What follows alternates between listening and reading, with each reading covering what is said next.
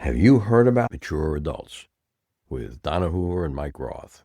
Yes, this is my second podcast, and Donna and I are going to be addressing subjects which are significant for seniors, especially seniors living here in the villages.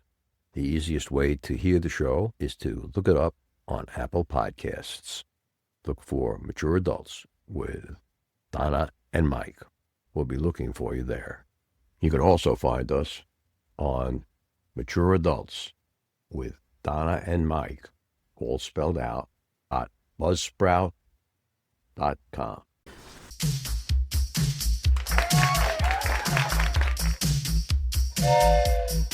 Welcome to Season 7 of Open Forum in the Villages, Florida. In this show, we talk to leaders of clubs and interesting folks who live in and around the villages. We also talk to people who have information vital to seniors. You will get perspectives of what is happening in the Villages, Florida area. We are a listener-supported podcast. There will be shout-outs for supporters. This is Mike Roth on Open Forum in the Villages, Florida. I'm here today with Emil Beloglavec. Thanks for joining me, Emil. Emil is a computer expert and an AI expert, especially in the area of robotics. Emil, why don't you tell our listeners a little bit about your background in computers and robotics before you got here to the villages? I'm retired for the past 3 years, but before that I worked as my last company with Stryker, and there I met a few people that worked on robotics. Okay, a few people at Stryker. Yes. They're known for their medical technology devices. That's correct. And they do a piece of equipment that's being used in surgeries called Mako, where this robot is assisting a surgeon to do either corrections or full replacements of knees, hips, and other joints. That's similar to the Da Vinci robot. Similar, but there's a big difference between the two robots. Our robot is for bones, as opposed to Da Vinci robot, which is used for soft tissues. Ah, yes, big difference there. Yes. How many years were you at Stryker? I worked for Stryker 4 years, but before that I worked for other big manufacturers like Kellogg, and earlier than that Pharmacia, which later on was bought by Pfizer. And what motivated you as a retiree to get immersed in the technology? Before I retired, I was asked to work on emerging technologies at Stryker as an enterprise architect. Once I had more time to spend on what really interests me, and one of these interests is also robotics. I'm more like a theoretical person. I do research as far as what these tools can do for us than actually building. Can you explore more of the place of AI and robotics in the workplace? It makes sense in the surgical workplace where you want exact placement and cutting or minimal cutting. How does artificial intelligence fit into the workplace? The first place is in automation. We can use artificial intelligence to help automate all sorts of business processes, and that's where my interest and my role was initially with Stryker.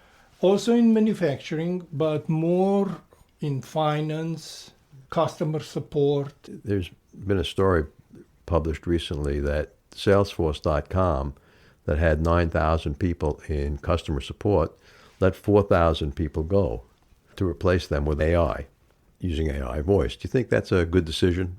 I don't believe in these decisions, but unfortunately there's the other side of the story that happened at the beginning of COVID. Lots of these big companies went on hire spree and hired a ton of additional workforce. And now they're shedding this workforce, but they don't want to admit the actual reason. So they blame AI for shedding the workforce that's not needed anymore. So there's a mirror function going on there. Of course, because Wall Street would not trust someone who would say, I made a mistake previously. I see AI replacing programmers, actual computer programmers. I did a little experiment with our Mercedes Club to see if I could duplicate a site that was being written by human beings with a AI written site. And the look and feel of the AI site was much better. Also, we managed to generate the core of it in only a couple of hours as opposed to 6 months. We don't know which one of those two, the AI version of the site or the human-coded section, will actually go up.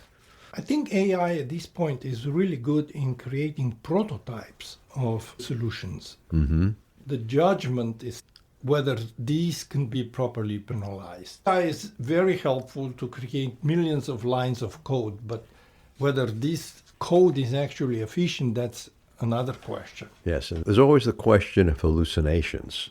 I failed to tell the AI how old the club was, and the AI decided it was 15 years old when it was really only 9. That was a little bit of a surprise. It also generated some other strange stuff we had to take out. I've heard that the solution to hallucinations in AIs is to give the AI the ability to say, I don't know, instead of making something up. This is still an open question, how to actually get rid of hallucinations. The research is ongoing and things are improving. One of them is so-called chain of thought, where AI is giving a chance to simulate thinking, but in a sense, it's just iterating a longer time before spitting out the end result. Let's talk a little bit more about this course that you have coming up in October on AI robotics. Tell our listeners a little bit about that course. The idea of the course is to give the audience an overview about robotics. And it goes from the robotics that are being used for years already, like cleaning robots, like Rumba, vacuums, to the point that robots will help elderly people with their medication, resolving their problems with loneliness, because the patience of a robot is immeasurable. My Enrichment Academy course, AI and Robots, Understanding the Future, happening today, TEC 2700, is a lecture on October 22nd and October 29th. Now, in the history of robotics, I remember 15 years ago, I was introduced to artificial vision in manufacturing. Yeah. The robot could see where the dots on a dot matrix printer were actually hitting the paper. I thought that was amazing. But now we have robots that can actually correct for that problem they perceive. It seems to be going more and more intense in that direction. Computer vision is actually used in multiple areas. For example, in manufacturing, we did research on how to improve our quality assurance by using 3D cameras. One example that you gave earlier, we scan with a 3D or 2D camera every label that's being put on our product. And if the label is not according to the quality, it gets discarded. We also check the accuracy of implants that are being manufactured. Yeah, it's a terrible thing when I hear about a hip implant needing to be replaced because it's being recalled. That happened to a client of mine. As we look at robotics today, what level would you say that we're at? 1, 2, 3, 4, 5? It depends what we're talking about. Humanoid robot. Humanoid robot, we are at the beginning. I would say maybe between 1 and 2. Between 1 and 2. Yes. We see on the internet pictures of Chinese robots having Olympic competitions or prize fighting. Do you think that's all staged? That might not be all staged, but I think they're still manipulated. They're not autonomous robots. You could see that these fights are being choreographed and controlled by humans. Human. I've noticed that a lot of the robots seem to be very small. They're not full-sized humans. Right. Well, like 4'6" instead of 5'6". Okay, scaled down, and some of the manual dexterity doesn't seem to be there. Yeah, they call these dexterity freedoms of movement. They're by far not all the freedoms of movement that humans have. What do you think of the newest AI computer brought out by NVIDIA designed for robots? It's supposed to be a small, compact computer, low power consumption that can do a lot. Those are specialized chips. If you think about chips that are embedded into robotaxis or self-driven cars, where the actual decision has to be made in milliseconds, that's where these chips have to be used. And the newest chip has tenfold better performance than previous versions. Tesla just lost a rather large court action over a death in a robo-car case. Do you think autonomous driving cars are safe or going to become safe? They will. And what we need to take into consideration is that all the eyes are currently, right now, concentrated on bad examples that happen. And that same thing happened when cars showed up about 120 years ago and replaced horses. And then a horse hit a cart and died. It was a big deal. But everyone was afraid. We are all concerned about the edge cases. Yes, but to me, you can't have a robotically driven car without vision that goes beyond human sight. It's got to be able to navigate in fog, rain, snow, sleet, or decide to stop. And apparently that programming isn't there with cars that are using all cameras. Yeah, that's a concern I share. There are two different schools of thought here. For example, Tesla puts all the eggs into the basket of computer vision with cameras. Yes. But Waymo uses radars. According to some sources, Waymo is more advanced and has better results than Tesla, especially in the conditions that you described, when it's snowing, when it's raining. Yes, but Waymo has had accidents. Same problem. Okay, let's talk about the case of Boston Scientific. Yep. Those are the guys who had the dancing dogs on America's Got Talent. And they did real well in the first round, not so well in the second round. What do you think Boston Scientific is really developing there? Well, initially Boston Dynamics was developing robots, and I think that's still going on behind the scenes for the Army. The purpose was to get industrial strength robot that could be employed on a battlefield. Yes, but a battlefield robot can't be plugged in to be recharged easily. What kind of running time would a battlefield robot have today? To be honest, I don't know. It seems that to be moving around on a battlefield, running, jumping, even firing a weapon, and vision, it's got to be burning a lot of electricity. And that's where the other problem comes in, where AI will help us, and that is how to make better batteries. Better batteries. Yes. Right. Okay, on that note, let's take a short break and listen to an Alzheimer's tip from Dr. Craig Curtis. Dr. Curtis, can you give our patients a tip on keeping their brain healthy? Absolutely. My favorite tip involves a change in eating patterns, but it's not a drastic change. It's simply increasing the amount of fresh fruits and vegetables, fish, other white meats, and lowering the amounts of red meat, sweets and sugars, and also carbohydrates. It's essentially following a Mediterranean-type diet plan. With over 20 years of experience studying brain health, Dr. Curtis's goal is to educate the Villages community on how to live a longer, healthier life. To learn more, visit his website, craigcurtismd.com, or call 352-500-5252 to attend a free seminar. Thank you, Dr. Curtis. We were talking about better batteries. How is AI going to come up with better batteries when our engineers seem to be going so slowly? It's pathetic. Well, I touched that problem at Stryker, actually. Really? Stryker's handheld tools used in surgeries have to use battery packs. So Stryker is buying batteries actually from various manufacturers, but we are trying to improve the end-of-life cycle of those batteries. The battery pack has to be cleaned after each surgery. It has to go into autoclave where it's been heated up, and we spray it with heavy chemicals to make sure that all the residues, all the fluids are being cleaned completely. And that shortens the life cycle of the battery. What kind of batteries was Stryker using? Lithium ion? Lithium-ion batteries, exactly.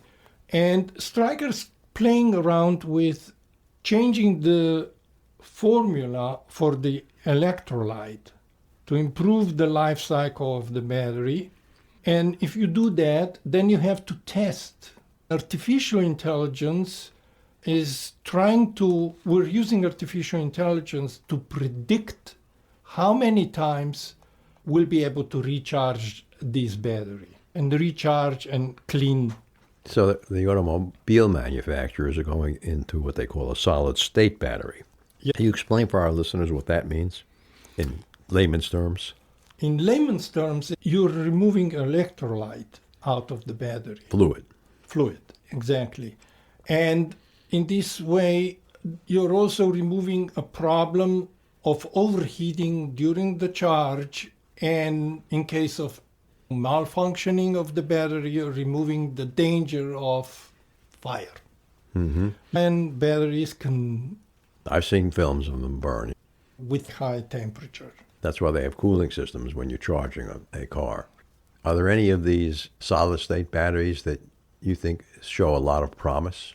They do show a promise, but they're still in the research stage, not productionalized yet. I thought General Motors was moving towards a production.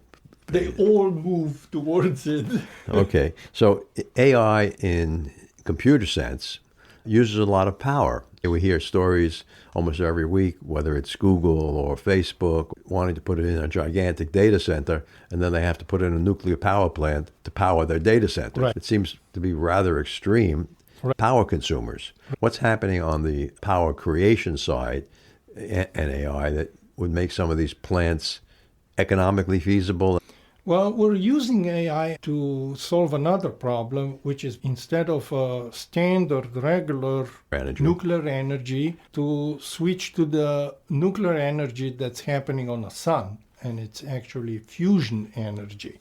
But the fusion energy hits a problem that if you want to recreate fusion process on the Earth, you have to deal with 100 million degrees. And nothing can hold 100 million degrees. What you do is you're trying to put that into a magnetic field and levitate plasma in a magnetic field without plasma ever touching the wall of the device. Is that the thing they're doing in Switzerland with the big cyclotron that's 26 miles long? What they're doing there is trying to understand the subatomic particles. They spin towards the speed of light, these particles, and crash them together, and that forces those particles to fall apart and create, if you ever heard about God particle. Odd particle? That was years ago announced theoretically and finally proven to exist in 2011, if I remember right.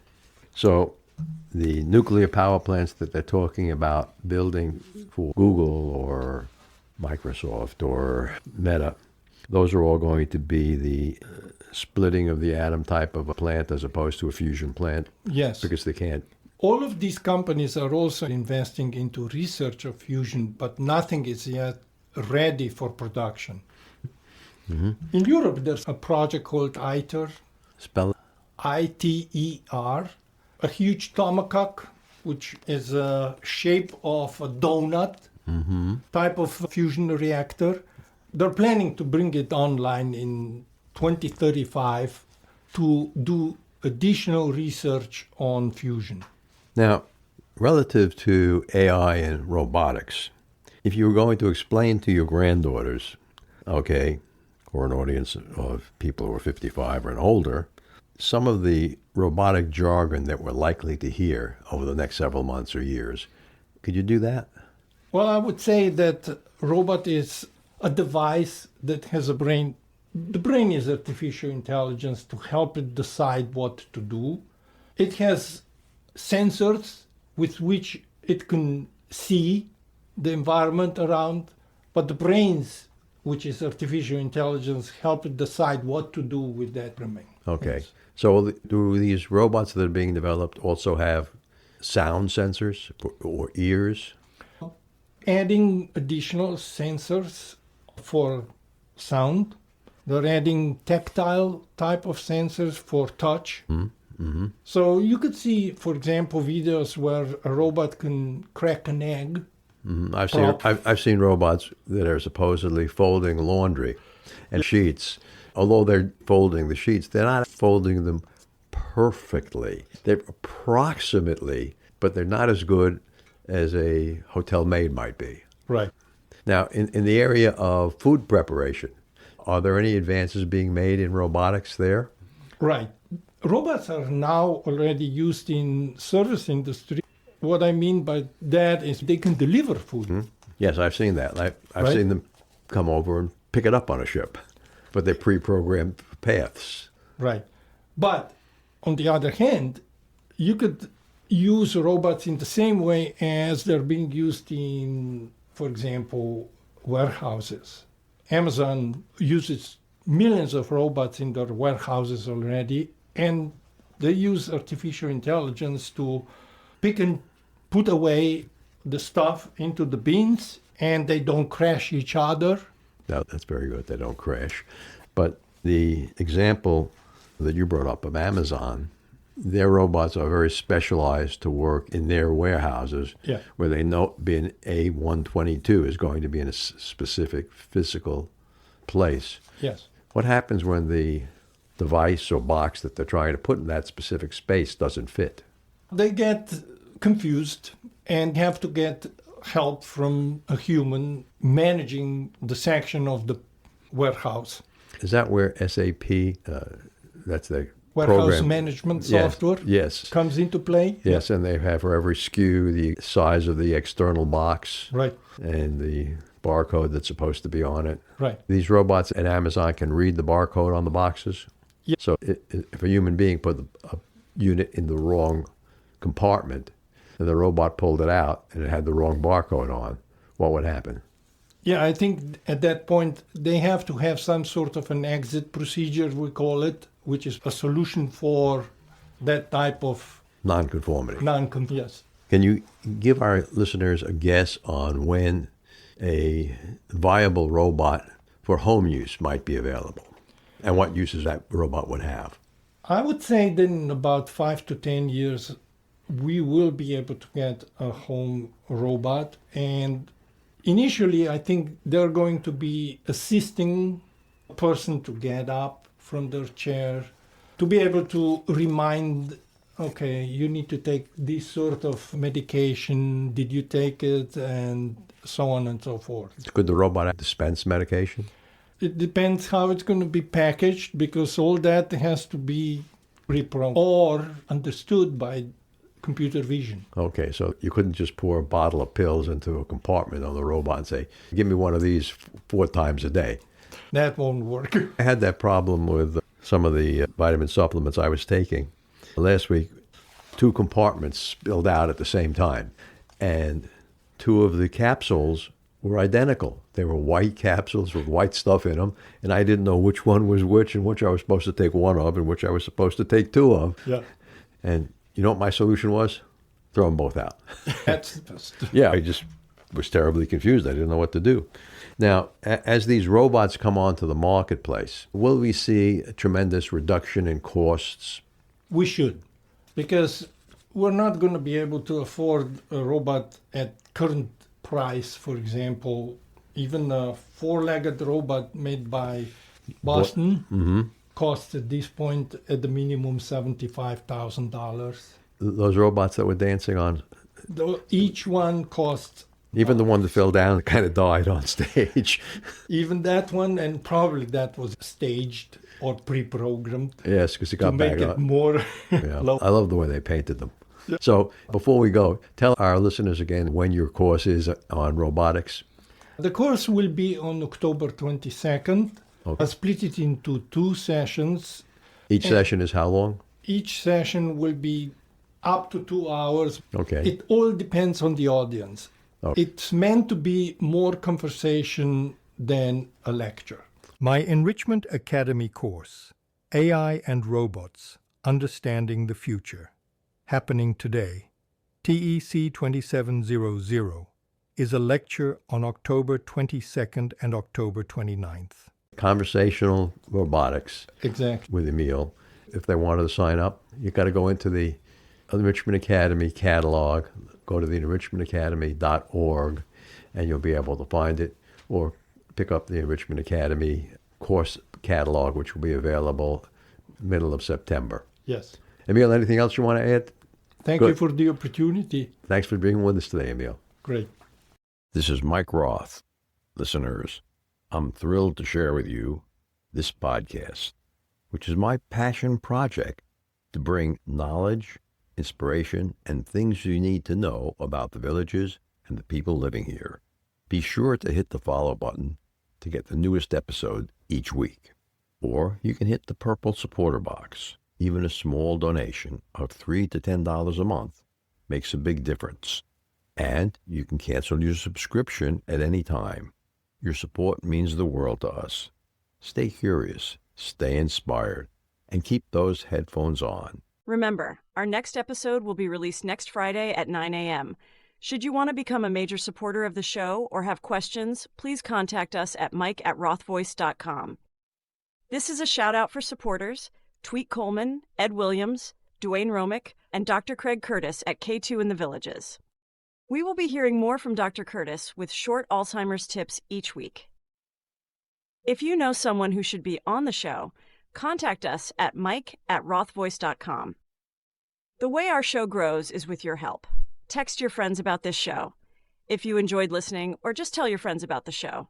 We thank everyone for listening. The content of the show is copyrighted by Roth Voice 2025, all rights reserved.